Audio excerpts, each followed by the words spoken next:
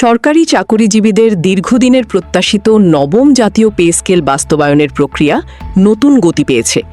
আগামী 2026-27 অর্থবছরের জাতীয় বাজেটে এ খাতে প্রায় 35,000 কোটি টাকা বরাদ্দ রাখার পরিকল্পনা করা হয়েছে বলে সংশ্লিষ্ট সূত্রে জানা গেছে। অর্থ মন্ত্রণালয় ইতোমধ্যে বাজেটের প্রাথমিক খসড়া প্রস্তুত করেছে, যা প্রধানমন্ত্রীর সঙ্গে আলোচনার পর চূড়ান্ত করা হবে। এর আগে সাবেক অর্থসচিব জাকির আহমেদ খানের নেতৃত্বাধীন 23 সদস্যের নবম পে কমিশন সরকারি কর্মকর্তা কর্মচারীদের বেতন ও ভাতা বৃদ্ধির একটি পূর্ণাঙ্গ সুপারিশ সরকারকে জমা দিয়েছে।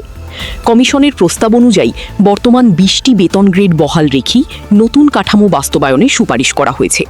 তবে প্রস্তাবিত পে স্কেলে সর্বনিম্ন মূল বেতন বর্তমানের 8,250 টাকা থেকে বাড়িয়ে 20,000 টাকা এবং সর্বোচ্চ বেতন 78,000 টাকা থেকে বৃদ্ধি করে 1,06,000 টাকা নির্ধারণের সুপারিশ করা হয়েছে।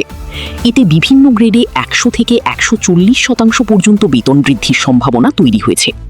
একই সঙ্গে উচ্চ ও নিম্নপদস্থ কর্মচারীদের বেতনের ব্যবধান কমিয়ে আনার উদ্যোগ নেওয়া হয়েছে। আগে সর্বনিম্ন ও সর্বোচ্চ বেতনের অনুপাত ছিল 1:9.4, যার নতুন প্রস্তাবে কমিয়েও 1:2 করার কথা বলা হয়েছে। এদিকে নতুন বেতন কাঠামো বাস্তবায়নে সরকার দুটি পদ্ধতি বিবেচনায় রেখেছে। প্রথম বিকল্প অনুযায়ী 3 বছর মেয়াদে ধাপে ধাপে বেতন বৃদ্ধি করা হবে।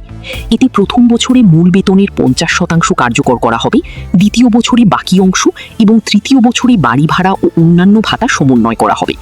দ্বিতীয় বিকল্প হিসেবে 2 অর্থ বছরের মধ্যেই পূর্ণাঙ্গ পে স্কেল বাস্তবায়ন পরিকল্পনাও আলোচনায় এসেছে। তাছাড়া মূল্যস্ফীতি পরিস্থিতি ও সরকারের আর্থিক সক্ষমতা বিবেচনায় বিষয়টি বিশ্লেষণের জন্য মন্ত্রিপরিষদ সচিবের নেতৃত্বে একটি উচ্চ পর্যায়ের কমিটি গঠন করা হয়েছে।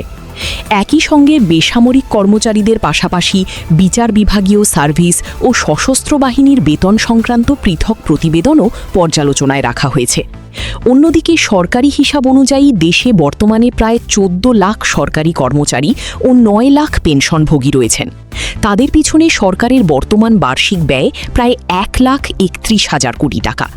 নবম পে স্কেল পুরোপুরি বাস্তবায়ন করতে অতিরিক্ত প্রায় 1,06,000 কোটি টাকার প্রয়োজন হতে পারে, যার বড় অংশ কর্মকর্তা কর্মচারীদের বেতন এবং অবশিষ্ট অংশ পেনশনভোগী ও এমপিভুক্ত শিক্ষক কর্মচারীদের জন্য ব্যয় হবে।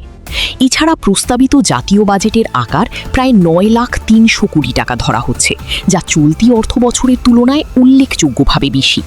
কমিশনের সুপারিশ বাস্তবিত হলে সরকারি চাকরিজীবীদের বেতন বর্তমানের তুলনায় দ্বিগুণেরও বেশি বৃদ্ধি পাওয়ার সম্ভাবনা তৈরি হয়েছে, যা সরকারি কর্মচারীদের জন্য বড় ধরনের সুসংবাদ হিসাবে বিবেচিত হচ্ছে।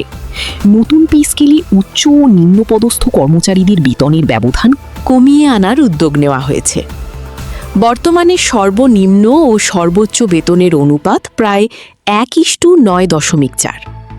নতুন প্রস্তাবে এই ব্যবধান আরও কমানোর কথা বলা হয়েছে, যাতে তুলনামূলক ভারসাম্যপূর্ণ বেতন কাঠামো গড়ে তোলা যায়।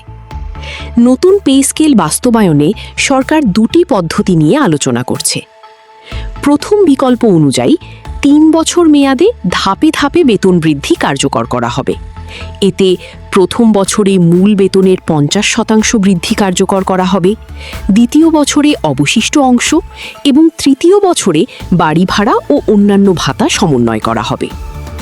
দ্বিতীয় বিকল্প হিসেবে 2 অর্থ বছরের মধ্যেই পূর্ণাঙ্গ পে স্কেল বাস্তবায়নের পরিকল্পনাও বিবেচনায় রয়েছে। মূল্যস্ফীতি, অর্থনৈতিক পরিস্থিতি এবং সরকারের আর্থিক সক্ষমতা বিবেচনায় পুরো বিষয়টি বিশ্লেষণের জন্য মন্ত্রিপরিষদ সচিবের নেতৃত্বে একটি উচ্চ পর্যায়ের কমিটি গঠন করা হয়েছে। একই সঙ্গে বেসামরিক কর্মচারীদের পাশাপাশি বিচার বিভাগীয় সার্ভিস ও সশস্ত্র বাহিনীর বেতন কাঠামো সম্পর্কিত পৃথক প্রতিবেদনও পর্যালোচনায় রাখা হয়েছে বলে জানা গেছে। বাড়বে সরকারের ব্যয়।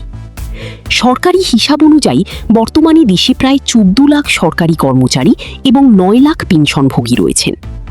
বর্তমানে তাদের পিছনে সরকারের বার্ষিক ব্যয় প্রায় 1,31,000 কোটি টাকা।